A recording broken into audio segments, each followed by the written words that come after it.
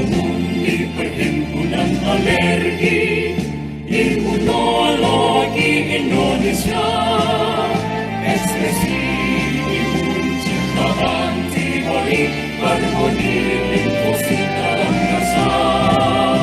Hadapi tantangan bersama, berjuang ciptakan imunitas berdaya.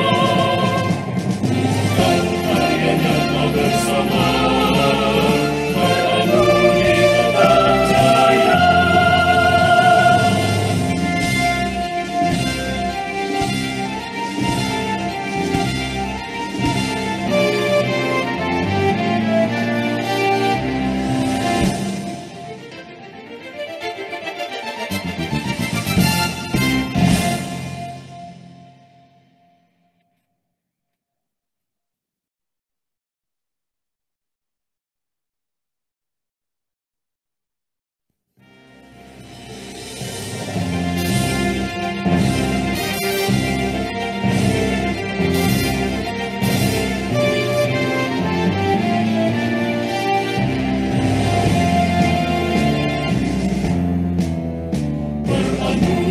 Perhimpunan Alergi Imunologi Indonesia, bersatu padu berdaya selalu melayani bangsa Indonesia, mewujudkan cita sehat sejahtera, membangkitkan ilmu pada bangsa, mengembangkan profesi anggota.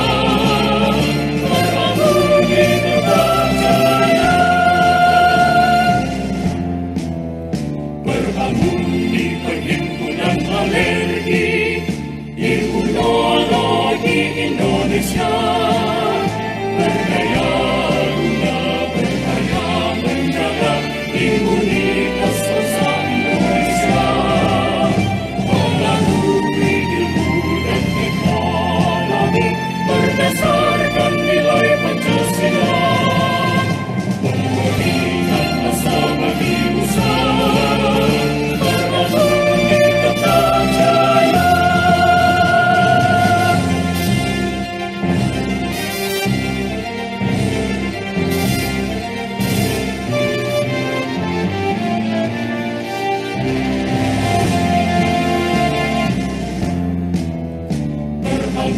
Di Perhimpunan Alergi Imunologi Indonesia, ekspresi imun ciptaan antibodi, harmoni limfosita angkasa.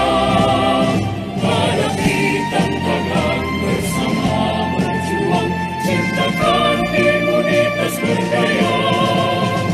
Bukan karya nyata bersama,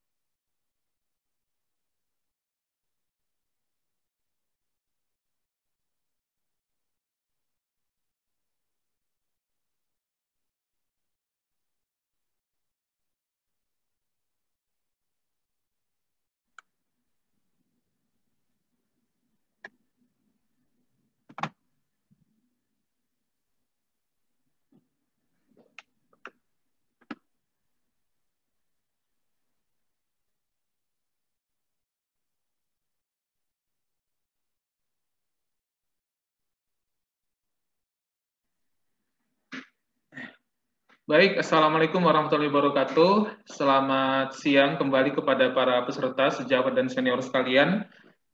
Untuk sesi ketiga, topik mengenai suplemen dalam era pandemi COVID-19 bermanfaatkah? Dengan moderator Dr. Eko Surahmanto, spesialis penyakit dalam, konsultan alergi imunologi klinik, Dan sebelum mulai saya bacakan sedikit CV dari beliau. Beliau merupakan dokter internis di RSUP Profesor Dr. RD Kanto Manado dan saat ini juga menjabat sebagai Ketua Divisi Alergi Imunologi KSM bagian IPD RSUP Profesor Dr. RD Kanto Manado dan beliau juga menjadi pengurus PABDI cabang Sulawesi Utara dan juga menjadi Ketua Peralmuni cabang Sulawesi Utara. Kepada Dr. Eko, waktu dan tempat dipersilakan Dok untuk memimpin jalannya acara. Ya, terima kasih Dr. Ansari. Assalamualaikum warahmatullahi wabarakatuh. Pada siang hari ini kita lanjut lagi pada topik pada sesi berikutnya adalah suatu tentang suplemen di era COVID-19 yang merupakan topik yang sangat menarik yang jadi permasalahan di masyarakat. Banyak mendapatkan info yang kurang jelas dan kurang tegas. Apakah bisa digunakan suplemen pada era COVID sekarang ini? Pada siang hari ini kita mendapatkan pembicara 3 orang ya. Yang pertama Prof. Dr. Iris Rengganis, SPPD KAI. Yang kedua Dr. Gatot Sugiarto, SPPD KAI, dan Dr. Rina Agustina yang tiga-tiganya tentunya kita kenal bersama, berkecimpung terus dalam bidangnya masing-masing. Untuk itu yang pertama kali untuk topik yang pertama tentang peran dari vitamin D itu akan dibawakan oleh Prof. Dr. Iris Rengganis.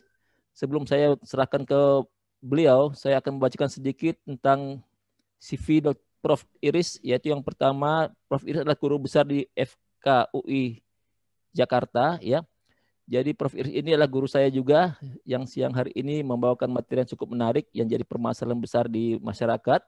Beliau adalah menjadi anggota PBID, juga PB PABDI, juga menjadi ketua PBP Peralmuni, serta member dari Apache.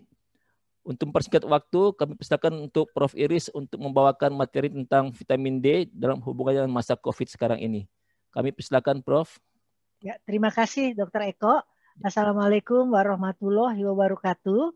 Baiklah, saya akan mencoba men-share slide saya. Ya, judulnya tentang COVID-19, vitamin D alarm. Jadi artinya apakah vitamin D ini memang harus diberikan pada orang COVID-19 atau nggak usah, atau boleh nggak, boleh iya. Nah kita lihat ya, bahwa sekarang banyak peneliti dan dokter yang bergabung membuat satu aliansi internasional untuk meningkatkan kesadaran pemerintah betapa pentingnya konsumsi vitamin D, sehingga beban perawatan di rumah sakit itu dapat menurun. Nah, pemerintah Inggris kini sudah mendorong masyarakatnya untuk mengkonsumsi suplemen vitamin D secara rutin. Kenapa demikian? Ini banyak sekali pernyataan-pernyataan ya di medsos ya bahwa vitamin D defisiensi itu akan meningkatkan kondisi COVID, apalagi yang sudah sakit COVID ya harus diberikan vitamin D untuk meningkatkan imun sistem. Sejauh mana vitamin D ini meningkatkan imun sistem?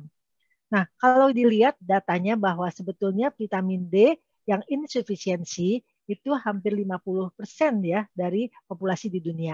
Insufisiensi itu belum sampai defisiensi.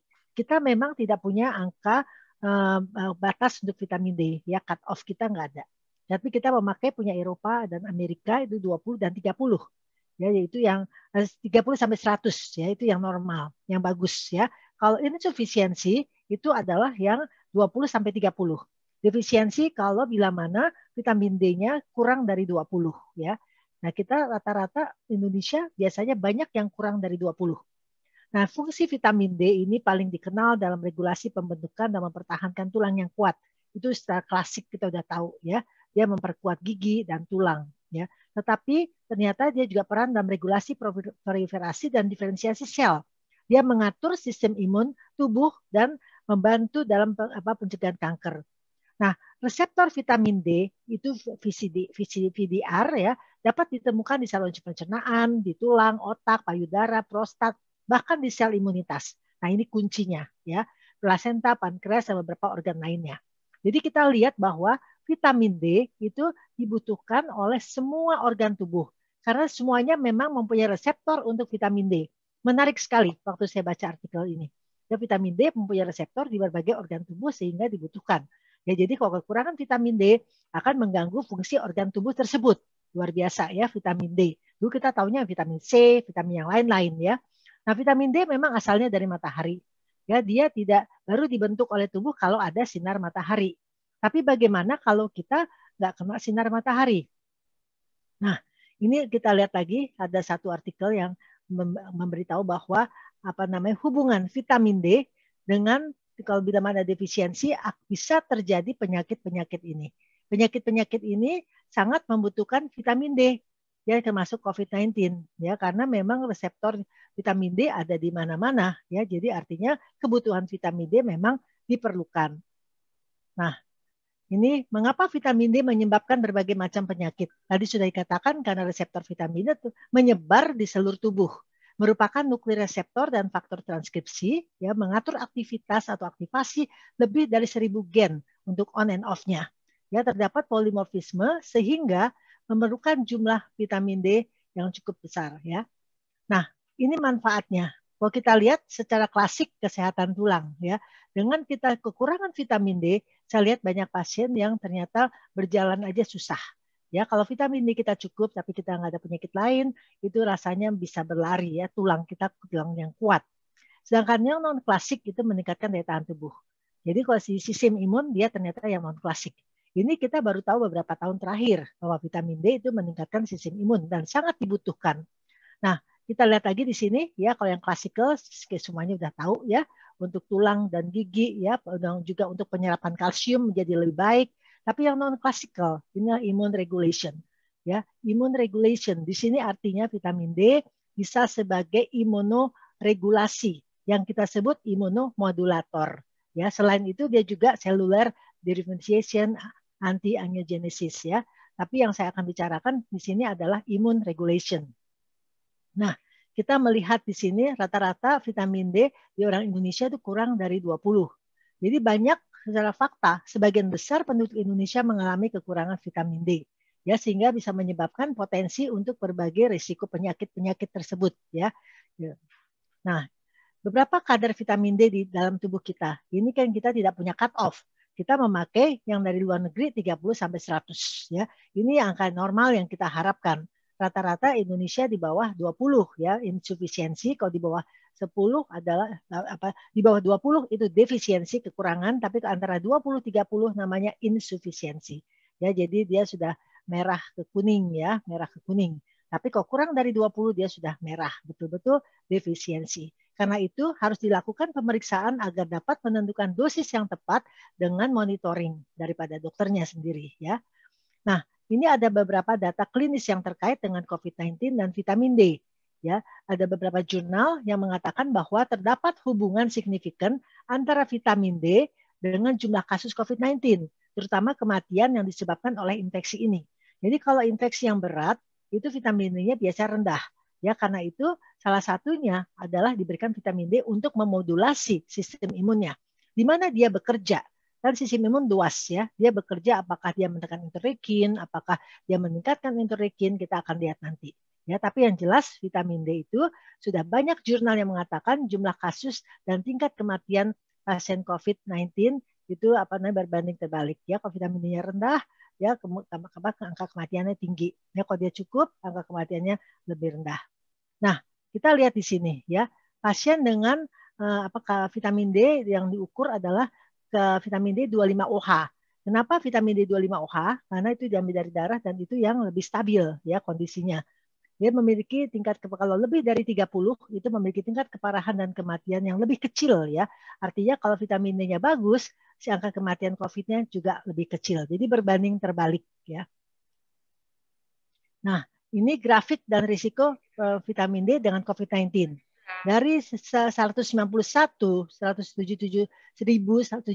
orang Amerika di 50 negara bagian yang menunjukkan bahwa orang dengan defisiensi vitamin D memiliki risiko 54% lebih tinggi terkena COVID-19 dibandingkan dengan mereka dengan kadar vitamin D darah yang cukup. Ya, jadi kita lihat di sini bahwa kalau memang vitamin D-nya kurang, risiko untuk terkena penyakit lain maupun COVID itu akan lebih tinggi. Nah, ini juga ya, vitamin D dengan dosis pemberian agresif ya, di luar negeri sampai agresif sekali, 60.000 international unit per hari pada pasien positif COVID. Mereka berani memberikan itu bila mana kecepatan perolehan hasil PCR yang negatif dari positif menjadi negatifnya cepat. Ya, ini salah satunya ya. Tentu ada obat-obatan yang lain.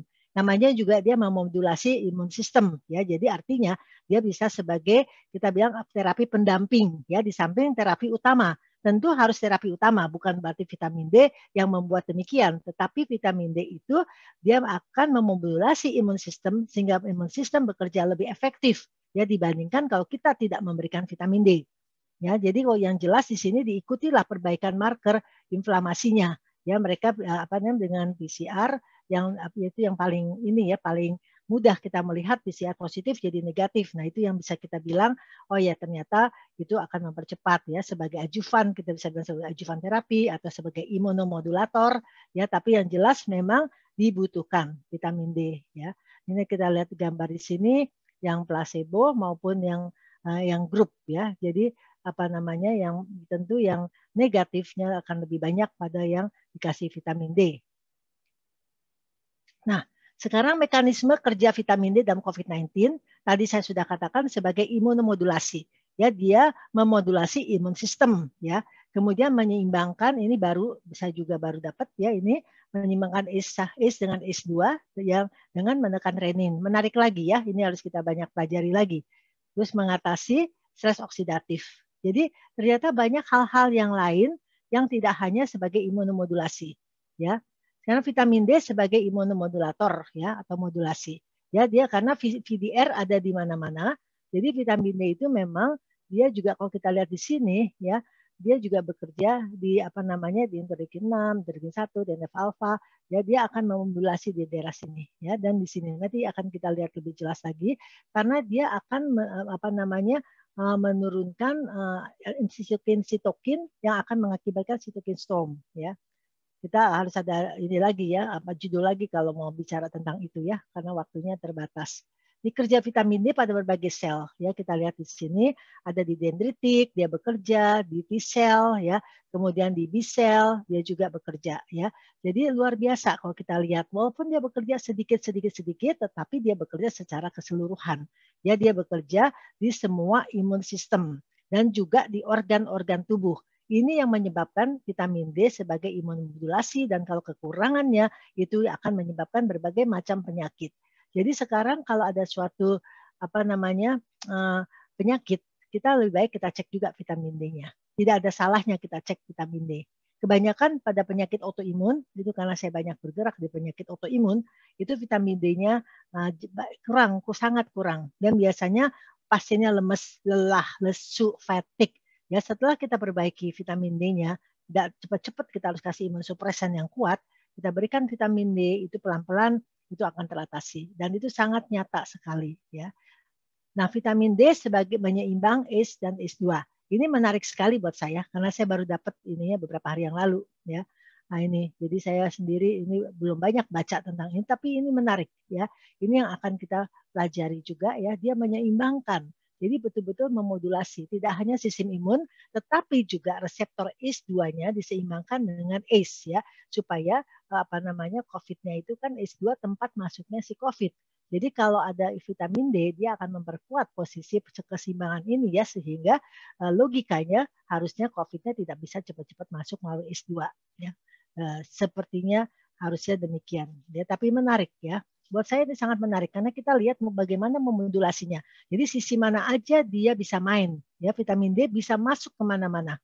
Dan yang satu lah ini yang menyeimbangkan ya ACE dengan ACE2 ya sangat menarik di sini ya sehingga dia menekan reninnya yang ditekan ya sehingga hal-hal yang tidak diinginkan itu tidak terjadi. Nah, dia juga menekan stres oksidatif. Kita kan tahu stres oksidatif itu suatu kondisi di mana sistem imun juga semua akan terganggu ya dengan stres oksidatif stres ini. Akan terjadi inflamasi tentunya di situ ya. Nah, vitamin D ini dia berperan dalam stres oksidatif yang mempengaruhi sistem RAS ini. Ya, di mana defisiensi vitamin D itu ternyata dia juga menurunkan kadar glutathione di dalam sel. Ya, jadi glutathione kita kan tahu bahwa itu satu antioksidan yang luar biasa. Glutathione. Itu juga harus ada judul tersendiri ya mengenai glutathione. Bagaimana kalau orang defisiensi vitamin D, ternyata itu juga akan menurunkan kadar glutationnya. Padahal kita semua membutuhkan antioksidan, apalagi saat-saat pandemik seperti ini. Jadi sebetulnya vitamin D kalau dari pandangan imunologi itu justru vitamin untuk imun sistem adalah vitamin D, bukan yang lain. Yang lain tetap diperlukan, tetapi D ini yang amazing, luar biasa ya. Karena dia bekerja di berbagai aspek apalagi dalam kondisi pandemik. Jadi ini merupakan satu pilihan yang kita bisa pertimbangkan. Apakah kita kekurangan vitamin D atau tidak. Kalau kita memang kita merasa lemes, lesu, kita cek aja. Cek ke laboratorium, lihat kadar vitamin D kita berapa. Nah itulah yang bisa dibuat untuk ini kita. Patokan berapa dosis yang harus diperlukan oleh tubuh kita. Nah, mekanisme kerja vitamin D dalam COVID-19 tadi sudah dikatakan ya. Nah, ini juga efek inflamasi ya. Nah, ini vitamin D yang aktif itu namanya kalsitriol. Ya, pada sel imunitas semua sel imunitas ini dipengaruhi oleh kalsitriol. Jadi setiap 25 OH akan diubah nanti di ginjal menjadi 1,25 OH ya. Nah, inilah yang bentuk aktif dari vitamin D. Setelah dari ginjal akan diedarkan ke seluruh bagian organ yang membutuhkan. Nah, kalsitriol itu menurunkan diferensiasi sel THP1, THP17 dan sitokin proinflamasi ya. Kemudian kalsitriol juga menurunkan maturasi sel dendritik dan sitokin proinflamasi termasuk TNF alfa di sini juga diturunkan ya maturasinya ya sehingga sel dendritik dan tidak mengeluarkan untuk cepat untuk mengeluarkan sel-sel sitokin inflamasi. Tapi dia juga meningkatkan sitokin antiinflamasi yang kita kenal dengan interleukin 10. Ya, jadi pergerakan daripada kalsitriol atau vitamin D yang aktif itu luar biasa ya. Kita lihat di sini dia menekan interferon satu-satu ya, menekan interleukin 17. Interleukin 17 itu sangat terkenal di mana-mana interleukin 17 itu sebagai proinflamasi ya. Di berbagai macam penyakit alergi, penyakit autoimun dan penyakit-penyakit lainnya ya. COVID juga interleukin 17 juga mulai aktif di sana. Dan itu adalah yang sangat kuat sebagai proinflamasi. Tapi dia juga meningkatkan interleukin 10 yang terkenal sebagai sitokin antiinflamasi. Nah, ini juga dia di sini interleukin 6 baru muncul di sini ya. Interleukin 6 dikeluarkan oleh makrofag, itu juga dia ada tendensi menurunkan ya, bukan menekan ya. Jadi vitamin D bukan anti interleukin, tetapi dia sebagai adjuvan, dia bisa juga memodulasi imun sistem. Ya, jadi jangan sampai salah persepsi ya. Dia bukan sebagai anti interleukin ya, tetapi dia memodulasi modulasi sistem imun sehingga dia bisa sel-sel sistem imunnya yang ditekan atau ditingkatkan kerjanya ya, mengaktifasi atau menginhibisi sehingga interleukin yang dikeluarkan sebagai inflamasi pun akan tertekan karena makrofagnya juga akan ditekan. Nah, vitamin D dapat menurunkan risiko infeksi virus ya. Mekanismenya dia memperkuat barrier fisik ya dengan mempertahankan integritas junction antar sel, dia meningkatkan imunitas seluler bawaan ya.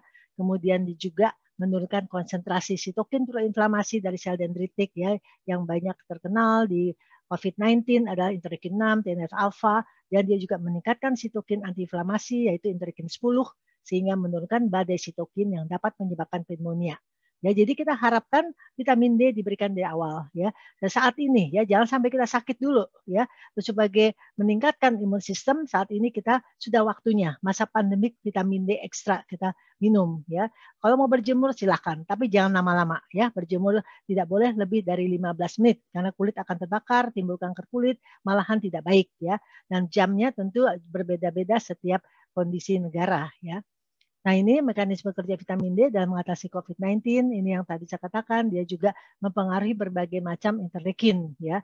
Sehingga diharapkan badai sitokin tidak cepat terjadi ya dengan adanya vitamin D. Sebaiknya dari awal, dari sekarang kita sudah mengkonsumsi vitamin D ya. Jangan kita mengharapkan nanti kalau sakit ya, karena sistem imun tidak bisa bekerja cespleng ya. Artinya sistem imun itu harus dipelihara dari waktu ke waktu ya.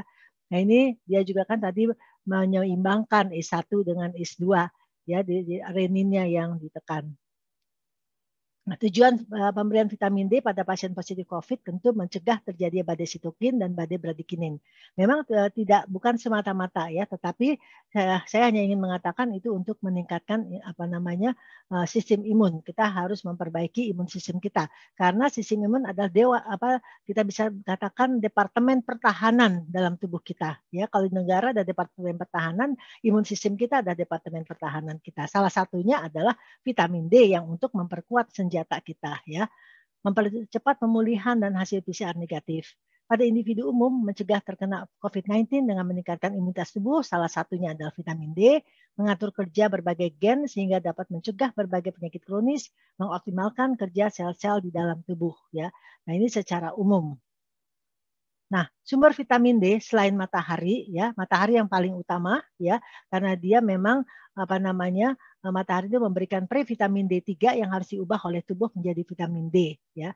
Dari makanan, 1 butir telur mengandung kurang lebih 40 international unit vitamin D. Ya, tidak banyak ya, dari makanan tidak banyak, sehingga kita suplementasi untuk vitamin D. Ya, jadi kita boleh saja minum vitamin D3 atau cholecalciferol, ya, yang vitamin D sudah aktif, D3 yang sudah aktif.